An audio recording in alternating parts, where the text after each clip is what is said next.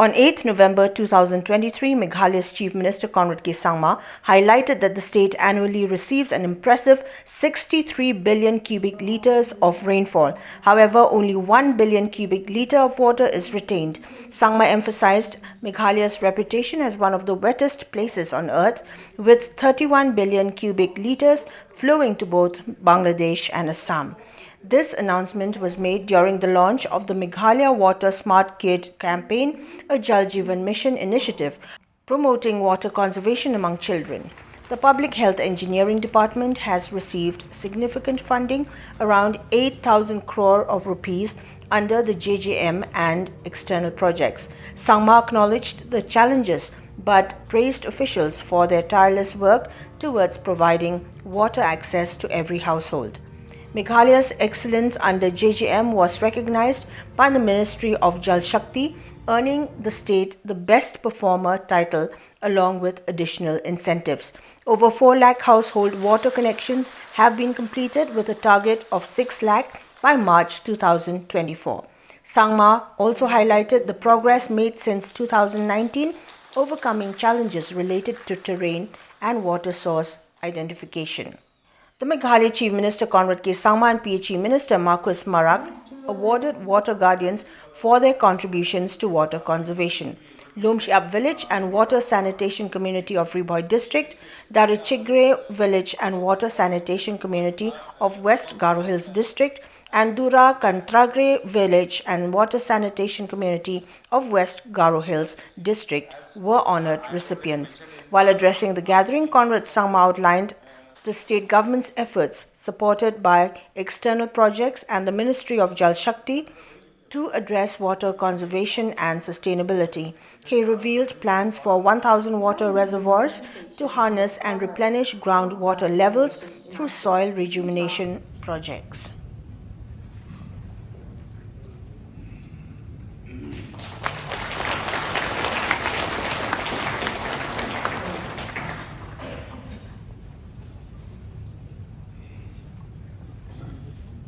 In 3, 2, 1.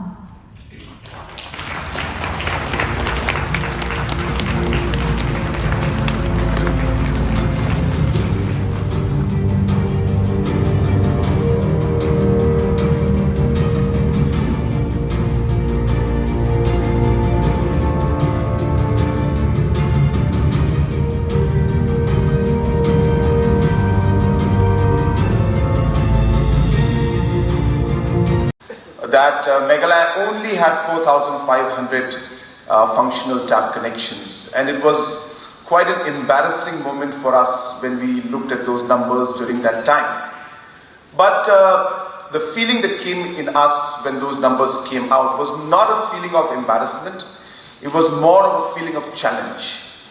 That we are here at this point and we will show to everybody that we can change this, and we will change it.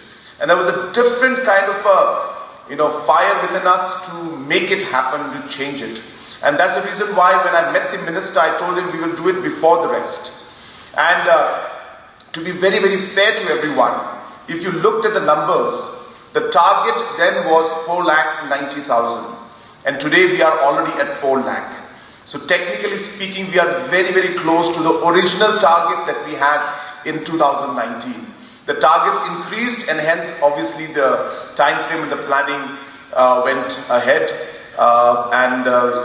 it was more challenging for us to do it. But nonetheless, even then, if you look at the numbers, we have some challenges within the system. But I'm very sure that within the month of December or early January, we may even be able to cross 5 lakh numbers, and we are quite hopeful that we will be one of the few states to actually be able to achieve the target to almost 100%, definitely 90% plus by March 2024. There are many areas where we can improve. I can tell you, for example, now we are looking at laying the pipes and getting these sources, and the water supply. But our challenge is that there could be many villages where we will have the pipes, but as we move along, we may not have the water anymore. And therefore, we need to keep those things in mind. At the same time, there may be many areas where, the pipes, the way we wanted to put it, maybe the quality could be different. So hence, I would urge the department that let us try to overcome even those challenges. What is important is now we have moved forward, now how to make it better, how to improve and make it even perfect, how to ensure that the water quality is there, the water source is there. So all of these aspects need to be examined, and it can only happen if the team works as a team and we work with a full commitment on ensuring that this entire vision that we all have and the vision that our Honorable Prime Minister has reaches its logical conclusion. So when all these 5 departments, if you were to look at the work that's going on, all the works are in a way interconnected. Just to give you an example, in soil conservation, we have roughly a project worth almost $40 million. So about 40 means that's about 300 plus 400 crores of projects that is going to happen for reservoir creation. Maybe about 1,000 reservoirs will be created throughout the state where we'll be able to store the water. Just to give you a rough idea what this means, so we get about 63 billion cubic meters of rainfall every year. That's roughly the estimate of rainfall that Meghalaya gets.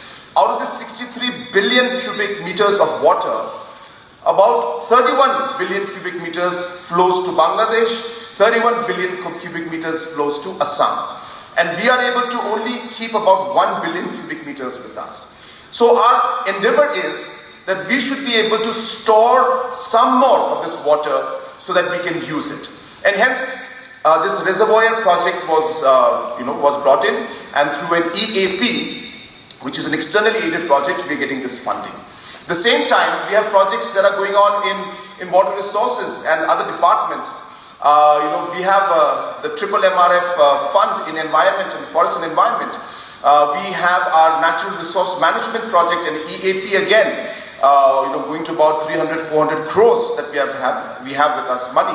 We have the MEPRF fund, which is about 400 crores. And hence, if you were able to actually collect all of this money together and look at it as a joint project, you'll be surprised to know that we have close to about 3,000 crores worth of projects that are going on right now as we speak to protect our water supply, to create reservoirs, to protect the catchment areas, and if you were to include Jal Jeevan Mission, which is about 4,000-5,000 crores of projects.